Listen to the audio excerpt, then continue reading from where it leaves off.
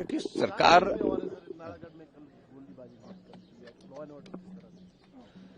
देखिए पहली बात तो यह है कि डॉक्टर के खिलाफ जो जांच की रिपोर्ट है वो पिछले कल आई है, शायद उसके आधार पर उन्होंने कार्रवाई की है। इस पर मुझे बहुत ज्यादा टिप्पणी नहीं करनी है, जब कार्रवाई कर ली है। लेकिन कुल मिलाकर के इस सारी घटना से दोनों पक्ष में जो मरीज था उनके साथ भी स्वाभाविक रूप से संवेदना है, और कुछ लोगों की कि भाई मरीज के साथ गलत हुआ, डॉक्टर इलाज करने के लिए होते हैं, इस तरह का व्यवहार करने के लिए। और दूसरा पक्ष जो डॉक्टर रख रहे हैं वो भी सुनने लायक है। मैं आपको बता रहा हूं कि इसलिए सुनने लायक है कि जैसे वहां पर सारी चीजों को लेकर के सारी वो घटनाक्रम घटित हुआ है, उसमें अल्टीमेटली जो है वो कॉन्फ्लिक्ट, वो घटना जो है वो एक इस तरह से एक शेप ले गई जिसके कारण जो है वो वहां माहौल अलग तरह का देखने पूरी दुनिया में, पूरे देश भर में आज उसकी चर्चा है। लेकिन आगे इस सारी चीज से हमको सीख लेनी चाहिए कि ये घटनाएं ना हो, उसके लिए सरकार कदम उठाए। ये मुझे लगता है कि ये बहुत महत्वपूर्ण है। और बाकी सारी चीजों को लेकर के सरकार ने जो कार्रवाई की है और रिपोर्ट के आधार पर ही की है, और इसलिए इसमें मुझे कुछ टिप्पणी नहीं करनी है। लेकिन आने वाले समय में वहां हॉस्पिटल में इस प्रकार की स्थिति ना हो, बाकी लोगों के साथ ऐसी घटनाएं ना हो, चाहे वो डॉक्टर के साथ हुई है, चाहे वो पेशेंट के साथ हुई है। उन सारी चीजों को लेकर के मुझे लगता है कि विचार करने की आवश्यकता है। उसके लिए सरकार सुनिश्चित करे, यही मुझे कहना है। कानून व्यवस्था की तो धज्जियां उड़ी पड़ी हैं।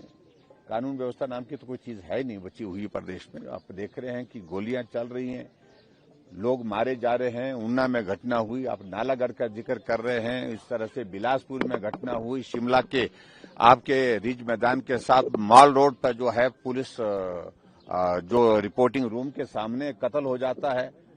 कानून व्यवस्था की सारी स्थिति तो आप देख ही रहे हैं। इसलिए सरकार की प्राथमिकता इन सारी चीजों को लेकर के होनी चाहिए थी, लेकिन वो हो नहीं पाई है। 3 साल बीत गए कहते कहते, और सचमुच में ये चिंता का विषय हम सब लोगों के लिए, इस प्रदेश के लोगों के लिए है। Thank you. सवाल आईजीएमसी में डॉक्टर का या मरीज का नहीं है, सवाल तो ओवरऑल व्यवस्था पतन का है। जब चीजें सरकार की तरफ से बिगड़ने लगती हैं, मंत्रियों की तरफ से बिगड़ने लगती हैं, तो उसको कहते हैं जनरलाइज्ड स्थिति खराब होती है। अब जब सरकार के स्तर पर लड़ाई है, विभागों के स्तर पर लड़ाई है, और फ्रस्ट्रेशन है, डॉक्टरों में फ्रस्ट्रेशन है, मरीजों में फ्रस्ट्रेशन है, जब इलाज ही नहीं हो रहा है और उसके कारण मरीज फ्रस्ट्रेटेड है, डॉक्टरों को सुविधा नहीं मिल रही है, उसके कारण डॉक्टर फ्रस्ट्रेटेड है, तो स्थितियां तो ऐसी होंगी। और ये इक्का दुक्का घटना हो गई, आपने उठा करके एक उंगली में बीमारी हुई, उंगली काट दी, ये इलाज नहीं है। वास्तव में पूरी सरकार का हाल खराब है, वो कोई विभाग नहीं बचा है। उसमें स्वास्थ्य विभाग भी शामिल है, उसमें सारे विभाग शामिल है।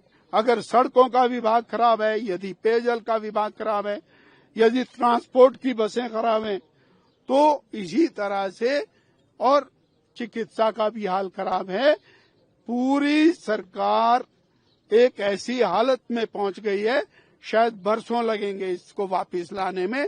इसलिए और कि ए पर कार्रवाई करो, बी पर कार्रवाई करो, ये केवल पत्ते तोड़ने वाली बात है, ये कोई इलाज नहीं है। व्यवस्था का पूरी तरह से पतन हो गया है। इसलिए पार्टी ने व्यवस्था पतन के 3 साल के खिलाफ पहले ही सरकार को आगाह किया। 4 तारीख को हमने आंदोलन करके। Thank you.